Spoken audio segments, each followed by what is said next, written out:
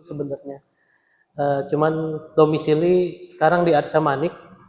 Jadi ya ibaratnya pulang kampung tanda kutip ke rumah orang tua masih di Cikutra gitu. Jadi masih orang dia juga gitu ya.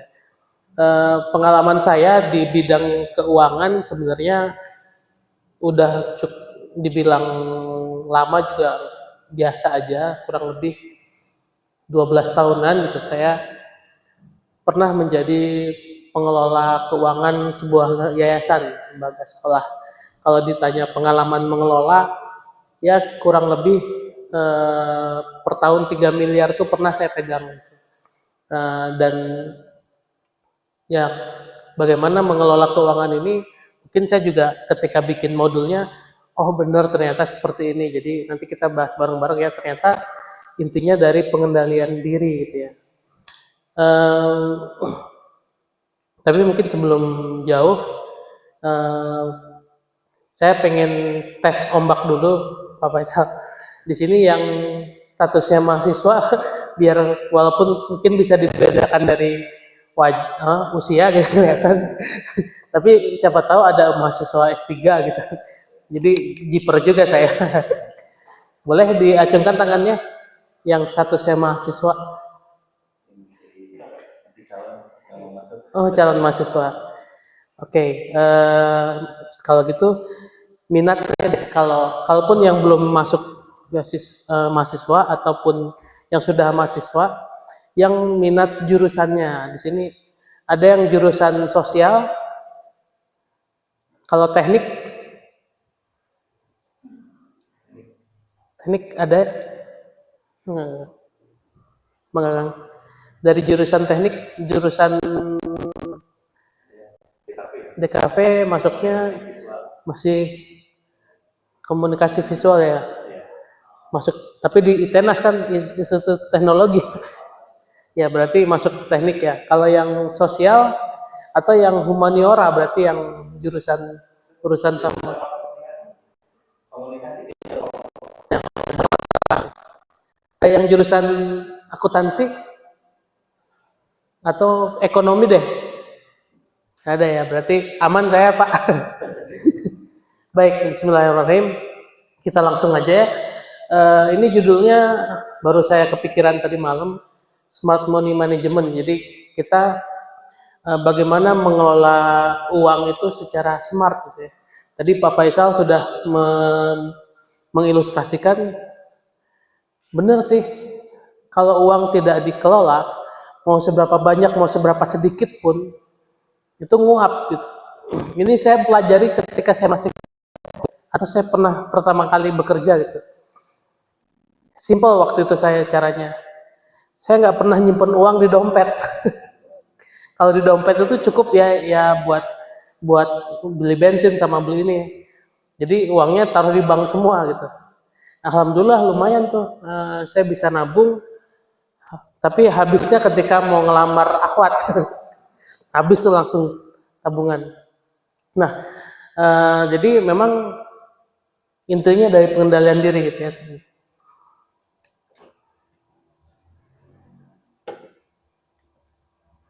Nah, perkenalan dulu siapa saya. Saya dari Bisnis Pemula ID. Ini sebuah organisasi rintisan yang baru saya bikin, kurang lebih belum ada 2 bulan, 3 bulan, awal tahun kemarin lah ya, 2025.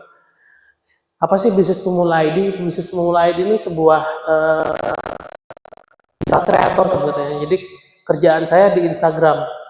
Jadi saya jadi kreator, jadi bikin tapi kreatornya ngapain?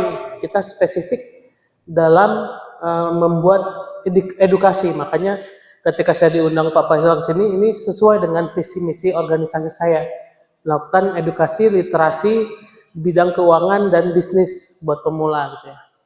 Kemudian apa produknya? Produk kami ini berupa sedang dikembangkan, ini sebuah e-course tentang bagaimana memulai bisnis dari nol. Kemudian e-books yang sudah ada dan sedang dipasarkan.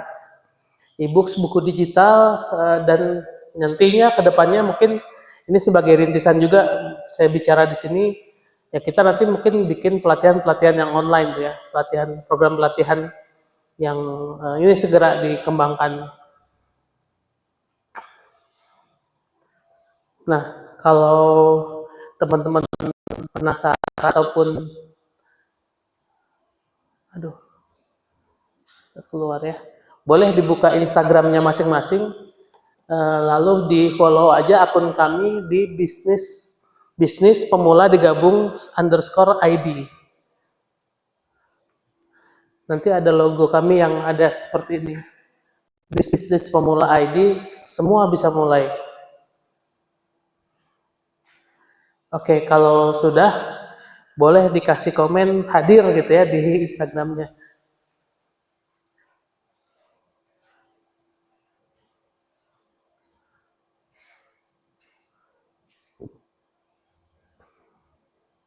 Nah, sekarang kita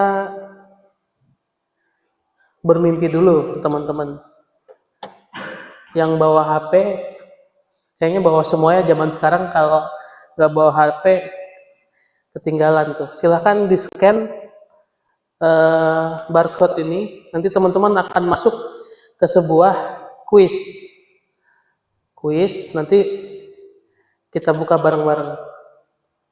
Masuk ke Mentimeter. Sudah berhasil di-scan? Maju sedikit aja kalau misalkan nggak kelihatan ya.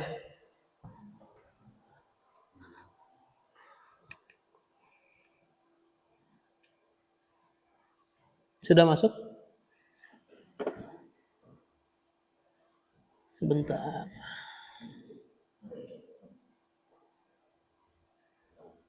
Nanti akan masuk ke sini, teman-teman.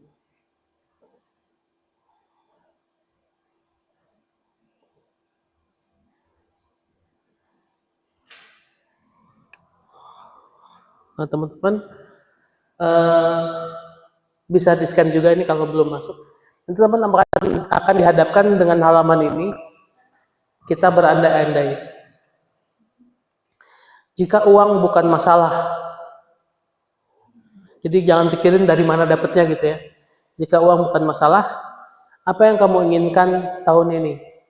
Tulis saja, nanti keluar tulisan jawabannya di sini. Silakan.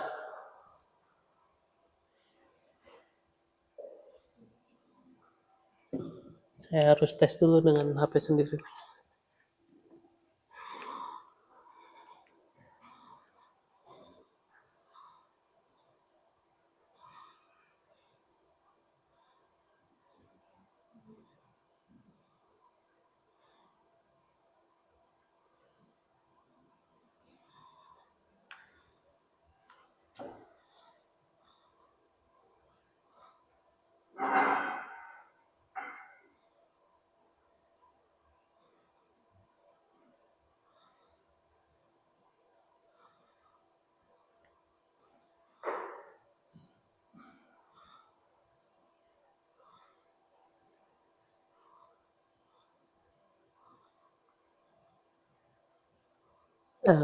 Tenang aja, jawabannya rahasia. Jadi saya nggak tahu siapa yang nulis jawaban ini gitu ya.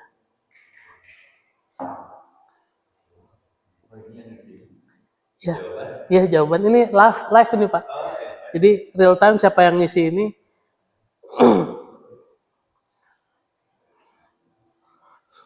Yang jawab naik haji, emangnya udah nabung berapa? Daftar tunggunya lama ya.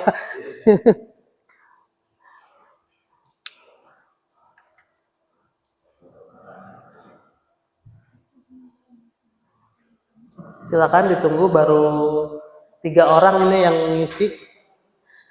Ya kalau punya uang, ini bahasa lainnya mau beli apa gitu aja. Kalau jenjang karir yang bagus, ya berarti mungkin biar karirnya bagus nyogok. Ya kalau punya uang, ya mungkin kita bikin bisnis baru gitu ya Pak ya. Boleh ditunggu ya.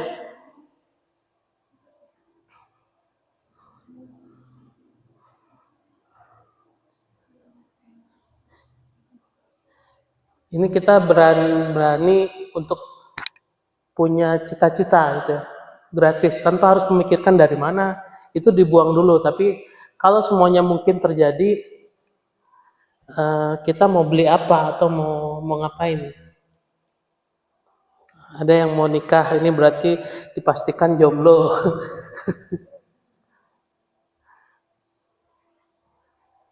Yang beli tanah ini udah lumayan punya pola pikir investasi nih. Beli komputer berarti buat alat kerja mungkin ya, produktif. Alat gambar juga, ini kayaknya yang DKV nih. Membuka jasa konsultan, ya ini udah produktif.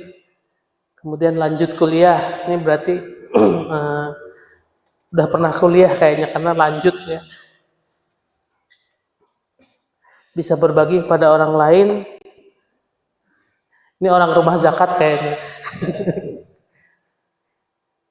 Oke, mungkin udah semua ya. Saya tutup dulu. Kita kembali ke slide-nya.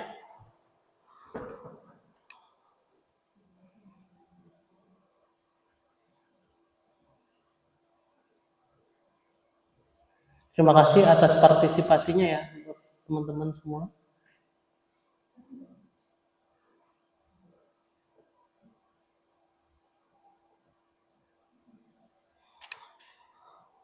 Nah, kita renungkan sedikit dulu.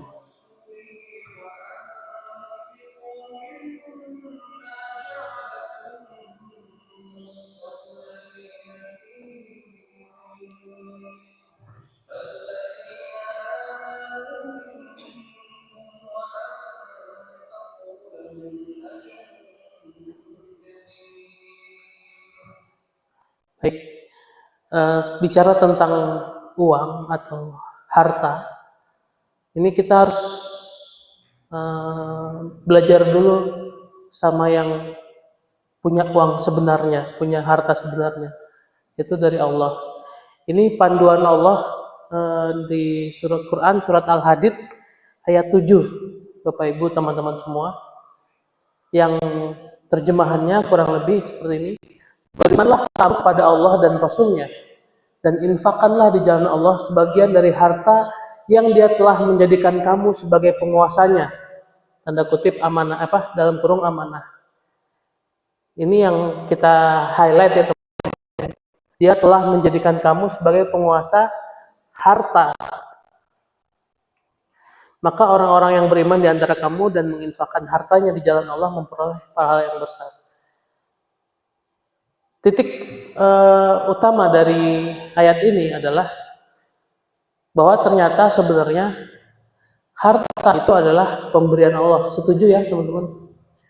Allah memberikan kita harta sebagai amanah. Harta itu adalah amanah. Yang namanya amanah itu kepercayaan, dan penggunaannya harus disesuaikan dengan orang yang mempercayakan, dengan pihak yang mempercayakan. Berarti ketika kita punya harta, penggunaannya tuh harus sesuai dengan tuntunan atau bagaimana Allah menginginkan harta itu digunakan, teman-teman semua. Jadi mindset yang pertama pada hari ini adalah harta itu adalah amanah, teman-teman. Nah, kita belajar sedikit bahasa Arab. Harta sama kekayaan. Sebelum lihat definisinya, menurut teman-teman, ini saya juga baru paham tadi malam gitu.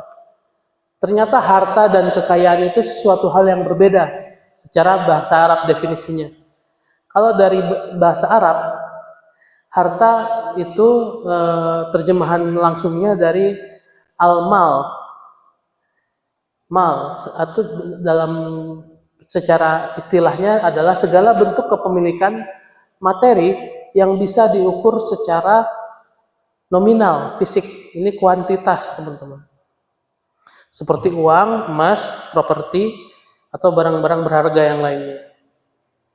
Nah, ada lagi yang kedua, ini indahnya bahasa Arab, mungkin objeknya terlihat sama, tapi maknanya berbeda, yaitu kekayaan sebutannya.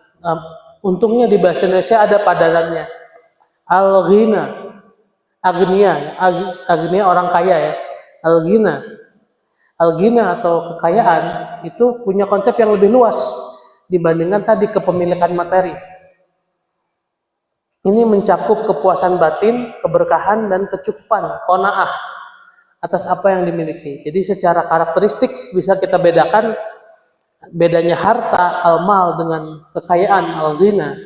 Secara sifat, harta itu suatu materi yang terlihat, bisa dipegang, bisa diraba, bisa diterawang, itu uang ya. Tapi kalau kekayaan itu kadang banyaknya itu non material, tidak bisa terlihat. Itu contoh sebuah kepuasan hati. Kita merasa tenang ketika kita merasa tenang, itu sebuah kekayaan. Sumber nilai ini jumlah nilai nominal. Jadi kalau kita bicara harta itu kita bicara tentang kuantitas. Tapi kalau kita bicara tentang kekayaan, kita bicara tentang kualitas. Mau seberapa pun besarnya, banyaknya atau sedikitnya pun, kalau itu membuat kita tenang, membuat kita tenang, merasa lapang, itu kita sudah memiliki kekayaan. Kemudian dilihat dari sisi ketergantungan atau kemelekatan. Kalau harta itu bisa hilang, bisa dicuri, bisa kena inflasi, ya uang, emas, itu harta bisa berkurang nilainya. Tapi kalau yang ada di hati, itu kekayaan, itu tetap ada meskipun misalkan kita berbagi tadi, kita punya harta terus kita bagikan ke orang lain. Mungkin secara kuantitas berkurang hartanya, tapi secara kualitas hati kita kan merasa senang ketika kita bisa berbagi dengan orang lain. Itu punya kaya hati. Makanya ada istilah kaya hati ya, seperti itu. Ini yang terakhir, dari sisi tujuan dari harta itu adalah alat untuk memenuhi kebutuhan duniawi. Sementara untuk kekayaan itu adalah sarana mendekatkan diri kepada Allah. Ya, ini sebuah dari definisi aja kita bisa dapat insight baru teman-teman, bahwa harta itu tidak sama dengan kekayaan. Orang yang banyak harta belum tentu orang kaya. Atau sebaliknya, orang yang sedikit hartanya belum tentu dia tidak kaya. Belum tentu dia miskin. Nah, jadi ini kalau ini belajar dari Rasulullah, bahwa kekayaan itu bukan karena banyaknya harta, tapi kekayaan sejati adalah kekayaan jiwa. Dari hadis riwayat. Jadi ternyata yang baru ini adalah kita punya uang itu bukan sebagai tujuan, tapi ini adalah alat. Uang itu alat untuk mencapai tujuan hidup. Itu ya, ada yang harus lebih besar. Jadi tadi kalau contoh nanti teman-teman dapat KIP kuliah, ya udah ada uang 7 juta gitu ya. Ingat, 7 juta cuman satu semester sekali, berarti harus di manage. Tujuan dari 7 juta itu adalah supaya kita bisa membiayai operasional kita selama kuliah selama satu semester. Satu semester itu 6 bulan ya teman-teman. Nah, berarti pemakaian harta yang kita miliki itu juga harus sesuai dengan tujuan hidup yang lebih bermakna. Nah, kalau kita punya mindset uang itu bukan tujuan, jadi yang namanya harta itu adalah amanah. Tadi di surat Al-Hadid ayat 7, amanah duniawi itu yang namanya amanah itu harus dikelola atau harus diatur, harus di-manage dengan cara yang syar'i. Jadi kalau teman-teman punya harta,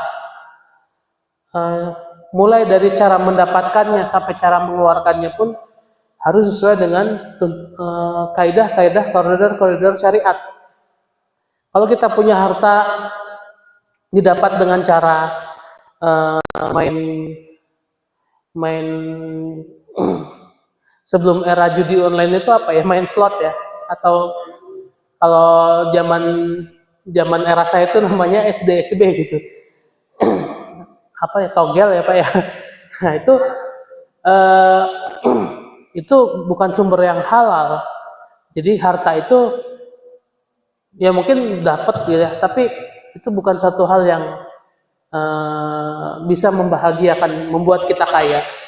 Begitu juga sebaliknya, ketika kita punya harta, terus kita gunakan untuk maksiat, misalkan membeli minuman keras itu buat mabok, buat apa? Buat minum, ya minum air aqua mah nggak apa-apa gitu. Kalau ini minumnya kawa-kawa, tahu kawa-kawa? Nggak tahu. Kawa-kawa itu warung yang jual minuman keras. Oh, saya coba, itu bisa nggak dibubarin? Nggak bisa.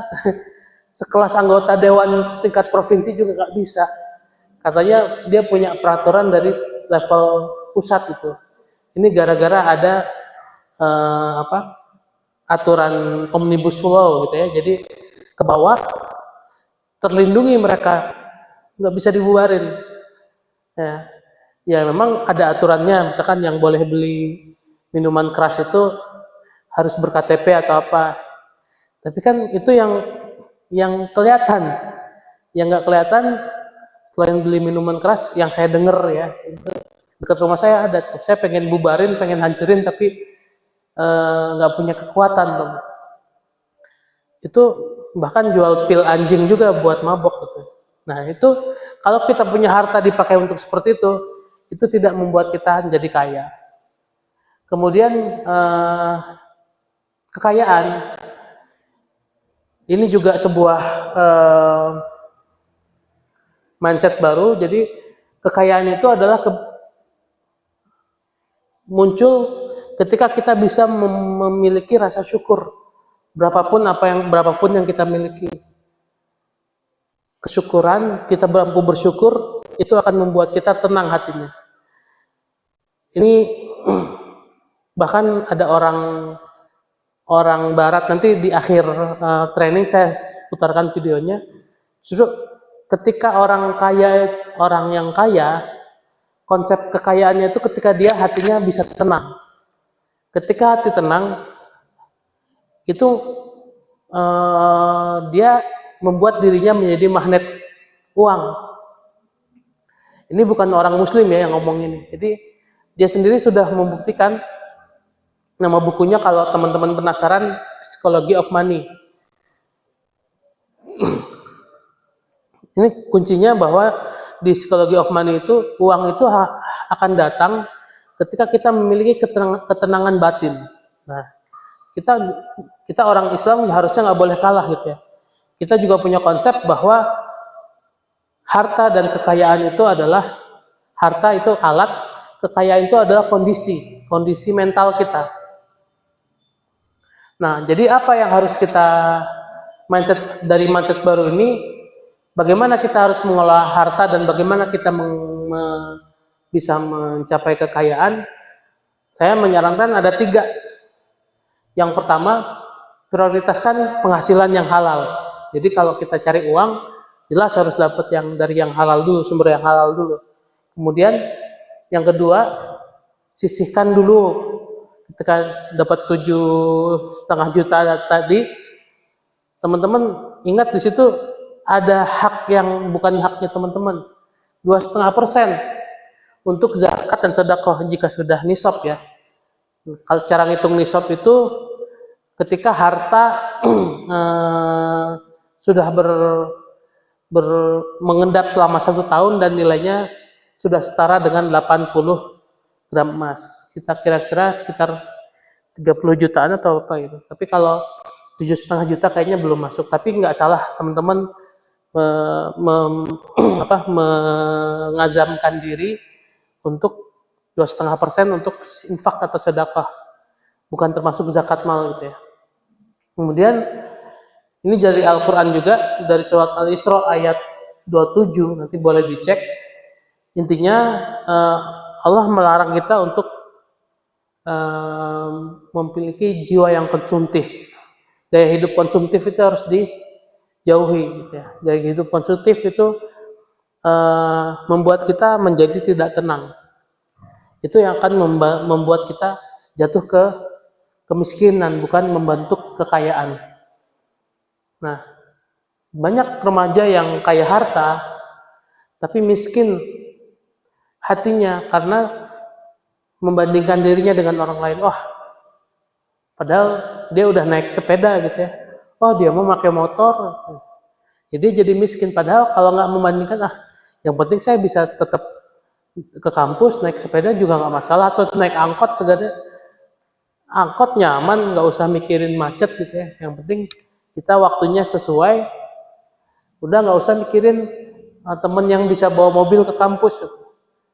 Itu kita akan tetap menjadi orang kaya gitu. Nah, bagaimana kita mengatur hati kita supaya tidak membanding-bandingkan diri kita dengan orang lain.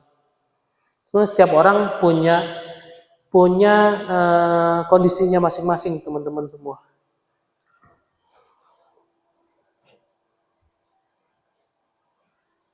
Nah, kita games dulu ya. Gamesnya masuk ke yang tadi, teman-teman.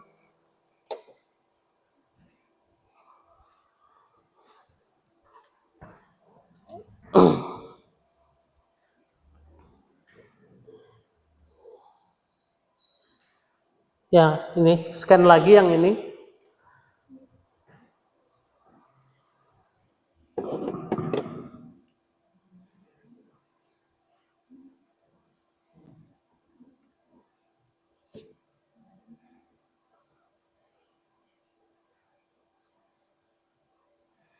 Kalau belum berhasil, masuk teman-teman buka browser Mentimeter namanya webnya, terus masukkan kode 24987987.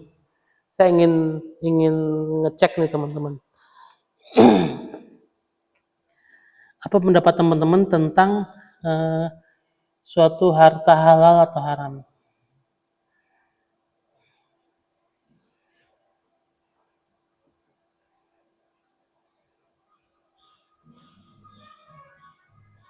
Ya, udah mulai gabung.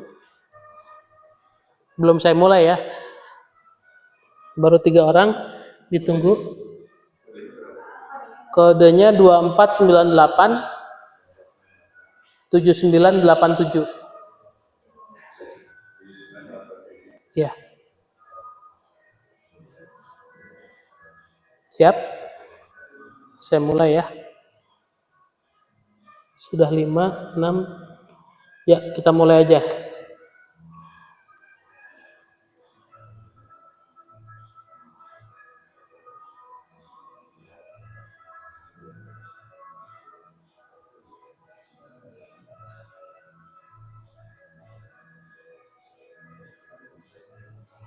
Itu halal atau haram ya kalau kita jualan herbal, jualan gelas buat orang mabok, jadi debt collector bank emok atau bank keliling, kemudian jual produk digital, sama jadi joki Starva. Joki Starva itu kita tahu nggak?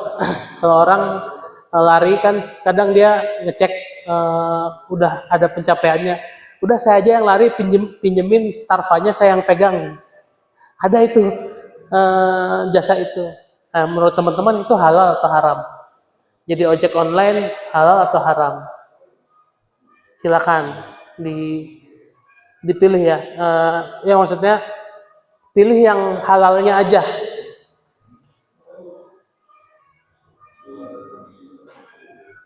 Jawaban benarnya adalah yang halal.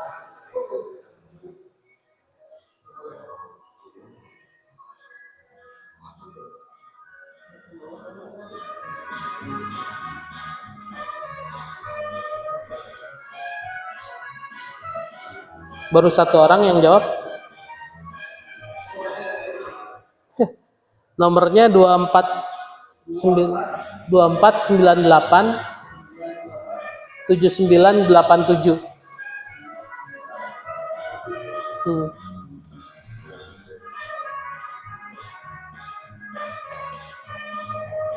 Ya. Habis ya? Saya ulang lagi deh.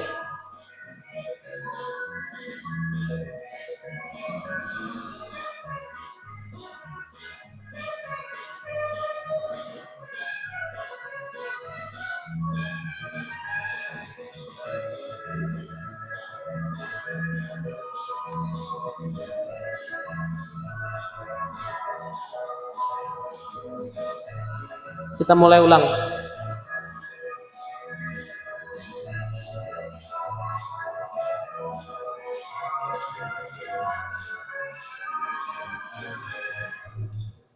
Mana yang halal?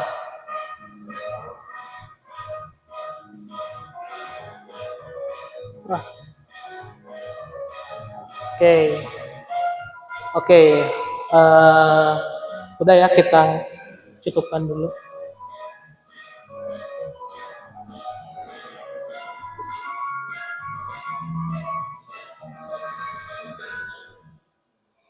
Jadi di sini teman-teman langsung live aja ya. Kalau jualan herbal jelas saya juga setuju ini halal. Ini berarti setuju ya kalau jualan gelas buat jualan gelasnya doang, buat orang jadi mabok itu juga termasuk halal. Kalau ini jelas apapun yang menuju kita menjadi prasarana untuk berbuat maksiat itu kita juga mendapatkan dosanya. Kemudian ini menjadi debt collector, jadi kita karyawan itu kerja sama lembaga keuangan gitu ya. Jadi kolektor keliling ke pedagang kaki lima, ayo bayar cicilan 1.000, 2.000, 5.000 gitu. Tapi kan itu riba teman-teman. Walaupun kita bukan yang ngasih uang ribanya gitu, tapi kita sebagai pekerjanya itu juga kebagian pasti kurang lebih ya. Kemudian jualan produk digital sebenarnya ini boleh juga teman-teman. Kayak saya jualan e-books, saya jualan training, ini halal juga teman-teman. Kemudian jadi joki Starva itu boleh-boleh aja kok, karena kita kerja. Tapi kalau yang mungkin mikirnya oh itu membohongi, itu ya boleh juga. Tapi ini sebuah model bisnis baru kalau saya bilang. Ada juga orang kepikiran jadi, bahkan ada yang pikiran sewa saya untuk jadi teman lari kamu gitu. Bisa ada gitu. Jadi dia butuh orang nemenin lari supaya ada partner. Kadang kalau orang lari sendiri mungkin ngerasa nggak ada semangat gitu, tapi ditemenin. Ini boleh, ini halal, jual produk digital halal, jadi ojek online juga halal. Mungkin itu aja ya ice breakingnya ya teman-teman. Kita kembali lagi.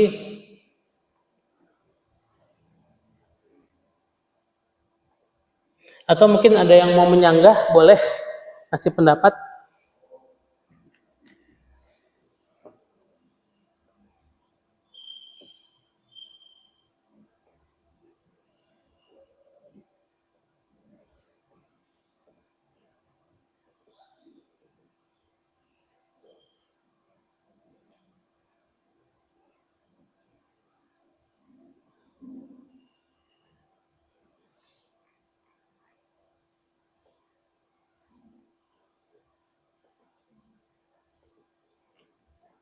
Sebentar.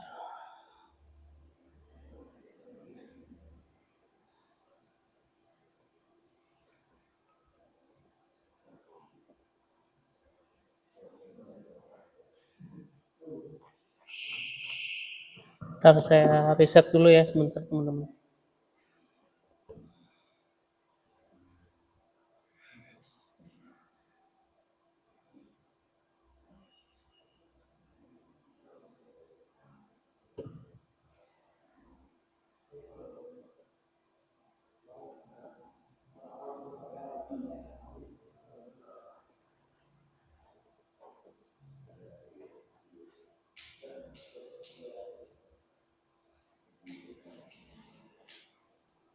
Ya. Mungkin sampai di sini ada yang mau bertanya dulu. Kita break dulu sebentar.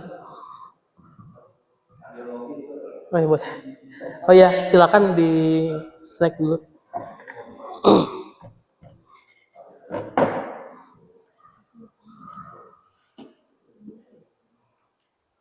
Ngopi dulu udah disediakan ini.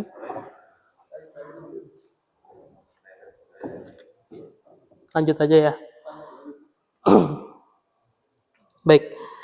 Tadi kita diskusi tentang mindset teman-teman. mindset ya. Mindset itu cara berpikir. Jadi kalau di dunia training itu yang paling lama ngajar itu biasanya ngajarin mindset. Kalau udah ngajarin skill itu, kalau mindsetnya udah dapet itu gampang sekali, jadi nggak usah lama-lama. Jadi mindset kita yang pertama tadi apa? Bahwa harta itu tidak sama dengan kekayaan. Kemudian inti dari kekayaan itu adalah ketenangan jiwa. Jadi itu dua mindset yang perlu kita bentuk dari sekarang. Dan turunan mindset dari itu adalah ketika kita punya harta itu amanah. Jadi harus dikelola dengan cara sesuai dengan sesuai dengan yang memberi amanah, yaitu Allah. Berarti Allah pengennya harta itu dipakai untuk apa? Diinfakkan dan digunakan untuk memenuhi tujuan hidup kita. Nah, ketika teman-teman ingin mengelola harta, berarti teman-teman juga harus selesai dulu nih bab tujuan hidup. Saya hidup ini untuk apa sih? Nah, ketika kita punya tujuan hidup, maka kita mengelola harta dan selaras dengan tujuan hidup itu, maka kita punya kehidupan, harta kita gunakan untuk mencapai tujuan hidup kita. Tujuan hidup kita untuk apa? Kalau kita kembali lagi ke Al-Quran, manusia itu diciptakan untuk beribadah, teman-teman.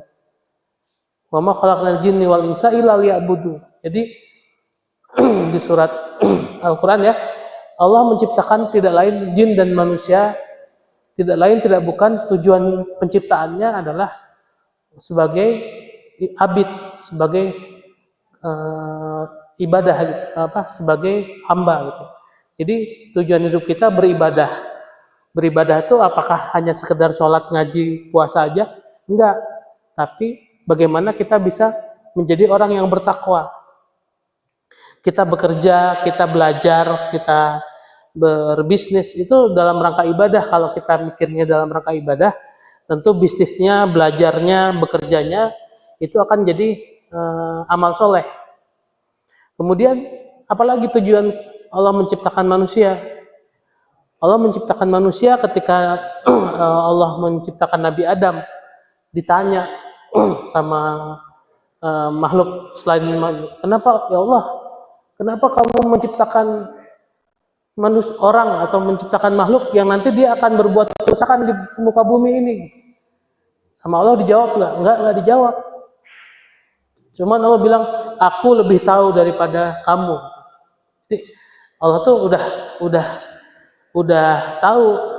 Jadi ketika Nabi Adam diciptakan itu sudah disinyalir keturunannya atau bangsanya atau makhluk dari bagian dari Nabi Adam itu dia bisa berbuat kerusakan di muka bumi gitu.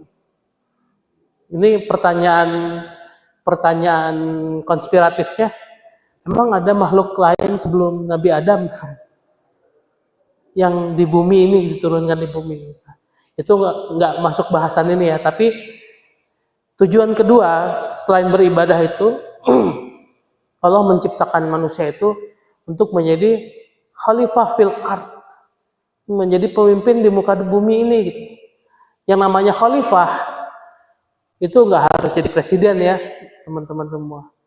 Tapi khalifah itu lebih ke bagaimana kita mengelola bumi ini menjadi lebih baik atau bermanfaat bagi kehidupan kita. Jadi kita mengelola bumi ini, mengelola apa yang ada yang Allah berikan, yang ada di dalamnya, di dalam perut bumi maupun yang ditumbuhkan di permukaannya atau yang diciptakan hewannya, tumbuh-tumbuhannya, mineralnya yang ada di bumi itu Allah titipkan, diamanahkan ke manusia untuk dikelola sebagai khilafah. Jadi ketika kita berprinsip punya harta itu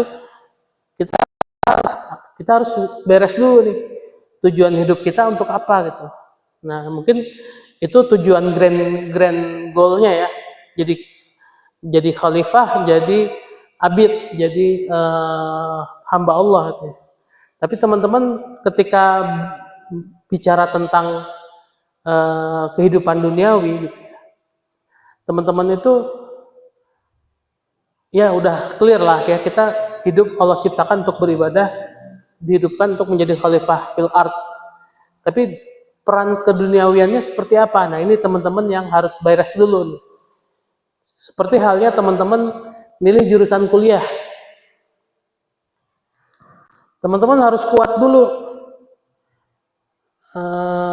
alasannya kenapa memilih jurusan itu.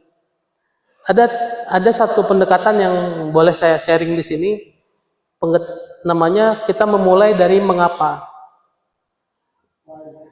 Start with why.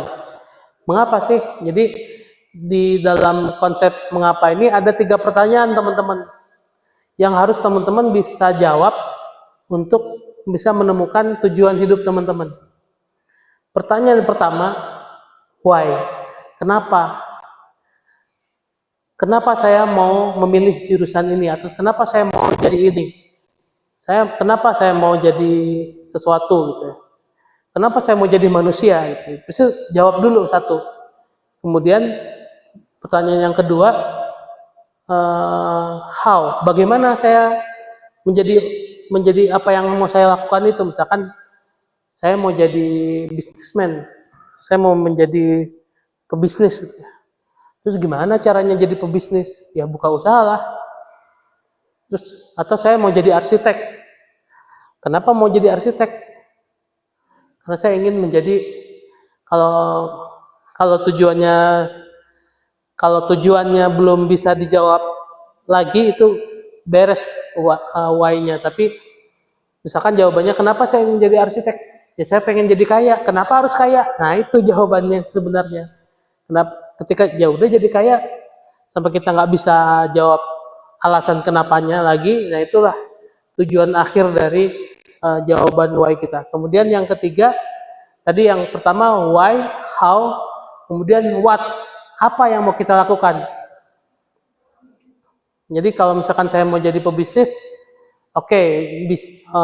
kenapa mau jadi pebisnis? Saya ingin menjadi orang yang memberikan dampak atau bermanfaat bagi banyak orang. Kalau jadi pebisnis, saya bisa memberikan pengaruh, bisa memberikan solusi untuk banyak orang, lalu bisa membuka lapangan pekerjaan, bermanfaat buat orang lain. Kemudian how-nya gimana? Ya udah saya buka usaha di bidang apa, what-nya ini di bidang apa. Nah, teman-teman jawab 3 pertanyaan ini bisa diterapkan ketika teman-teman memilih jurusan kuliah nanti gitu ya. Nah, seperti halnya tadi mindset tadi, sekarang kita masuk ke skill teman-teman. Bagaimana mengelola harta dengan cara yang halal. Karena mindset yang tadi, harta itu amanah.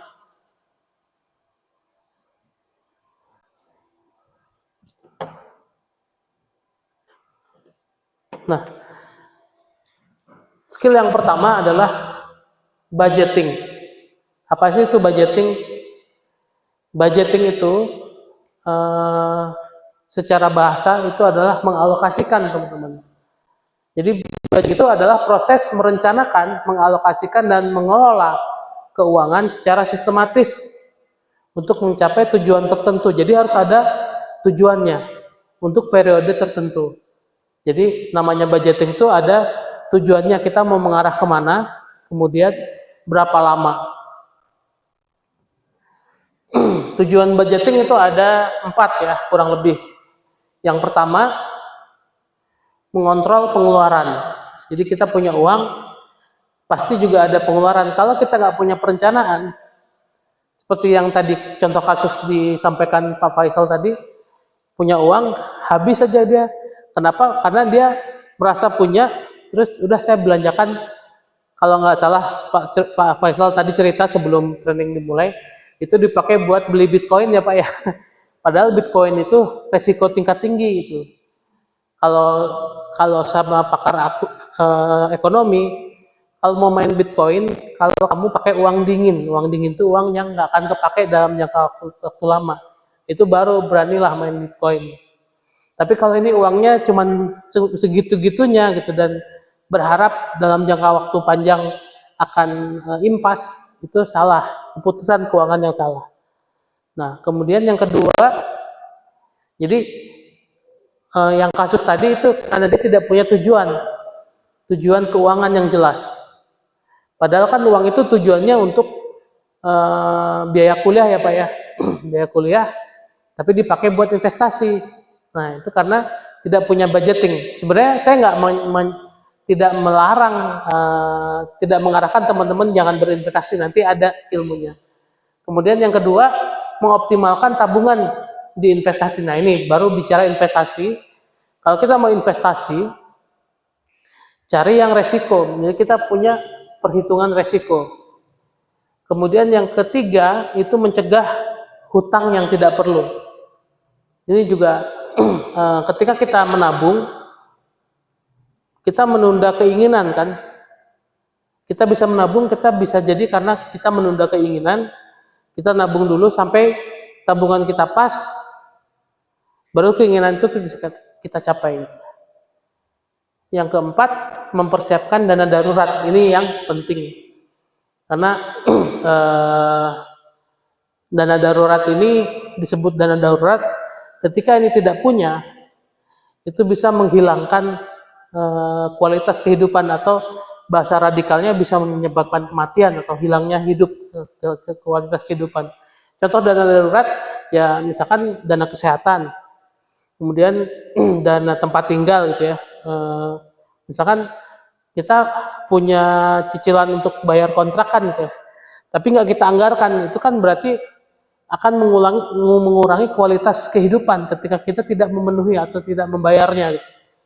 Masa kita harus tinggal di emperan toko gitu ya, itu harus direncanakan. Nah, ini cara gampang untuk memahami konsep budgeting dari John Maxwell. Dia pakar manajemen dan leadership. Budgeting itu adalah memberitahu kemana uang kamu pergi, bukan bertanya kemana perginya. Jadi kita punya uang, alokasikan nih, kamu ke sini, kamu ke sini, kamu ke sini, kamu ke sini. Jadi sama John Maxwell ini konsep gampangnya, tadi saya ngomong panjang lebar, satu kalimat ini aja teman-teman pahami. Budgeting itu adalah memberitahu uang itu harus pergi kemana, bukan bertanya kemana uang saya gitu ya. Karena kita kalau bisa budgeting nggak usah nanya lagi uangnya kemana, karena kita udah tahu, oh dia dipakai buat ini, dia dipakai buat ini, dia dipakai buat ini. Sampai di sini bisa dipahami ya. Oke, kita lanjut. Nah, terus gimana sih caranya budgeting?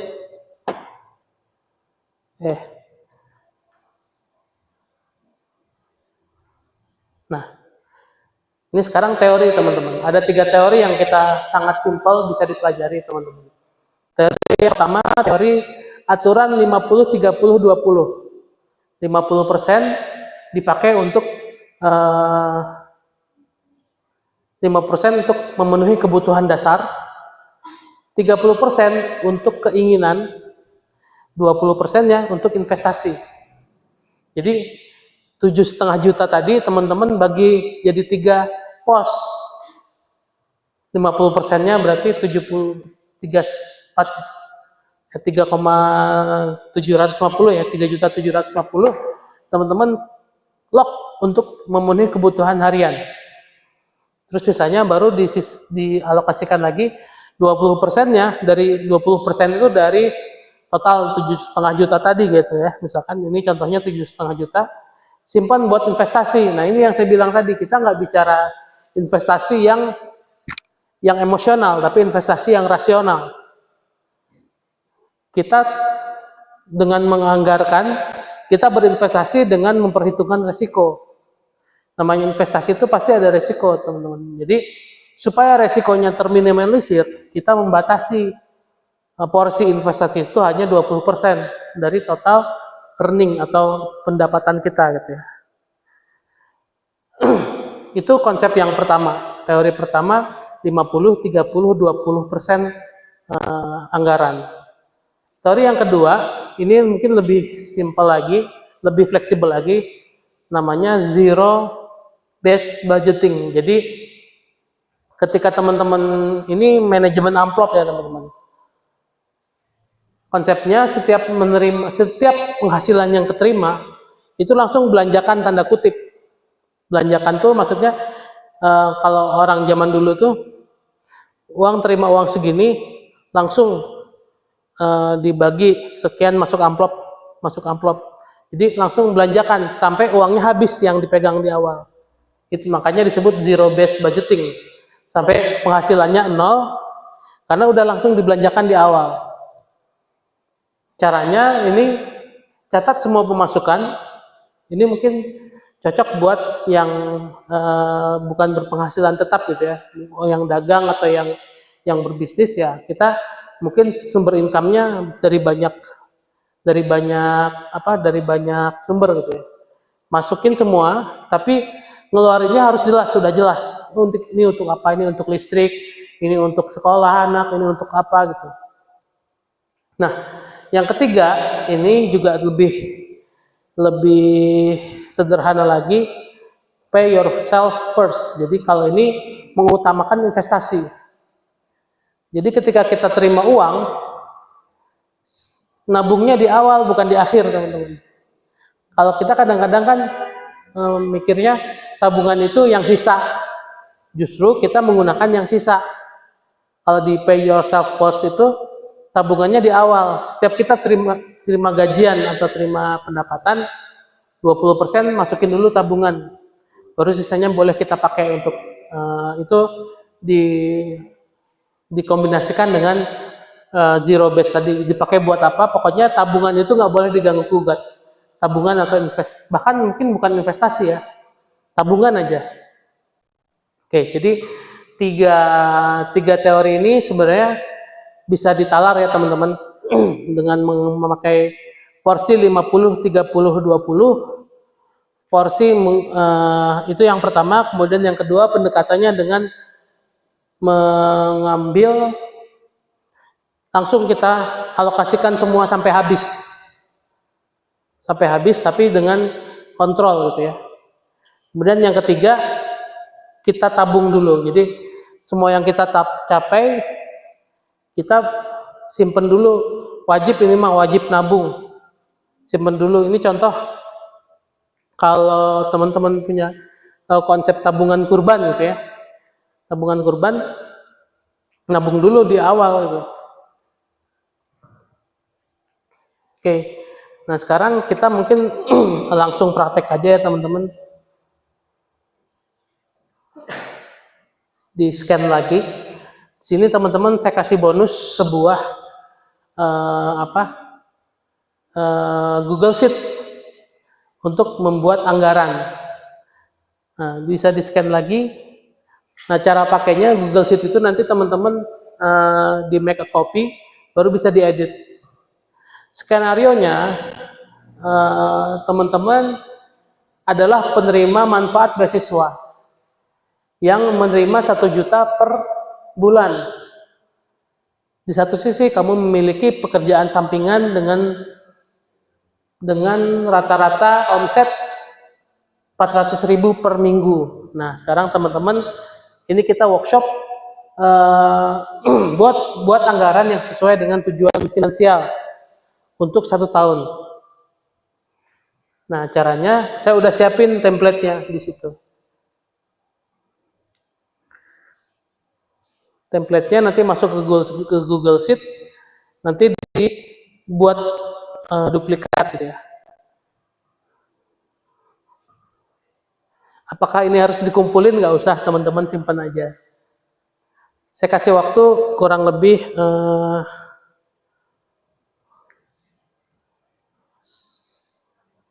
15 menit aja cukup ya.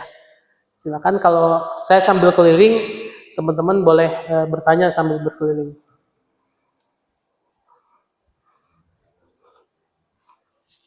Bisa?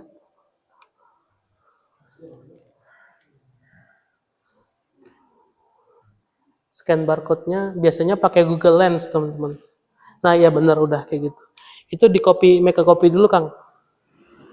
Ini nggak akan bisa diedit karena saya lock biar nggak ngerubah-rubah. Jadi ubah file itu menjadi milik teman-teman.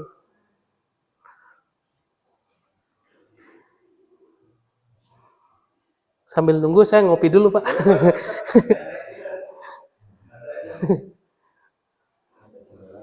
Dari manis dan asin.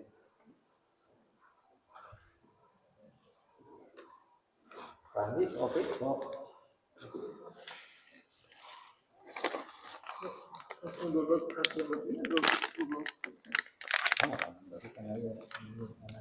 Di make a copy dulu, Pak. Oh, download dulu ya. Berarti jarang make. Kalau saya sehari-hari, Pak.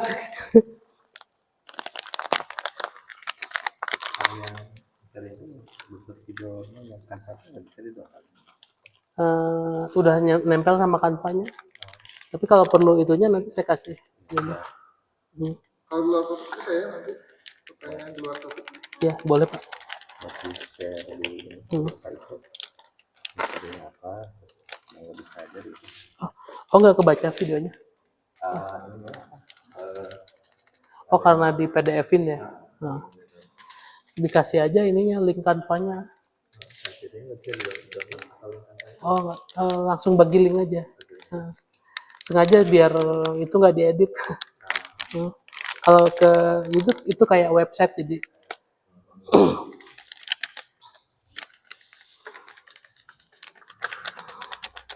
Itu udah nempel, videonya nggak akan hilang. Ya misalnya kayak Google Drive. Enggak, cukup nyimpen linknya aja. Ya, make a copy, Kang.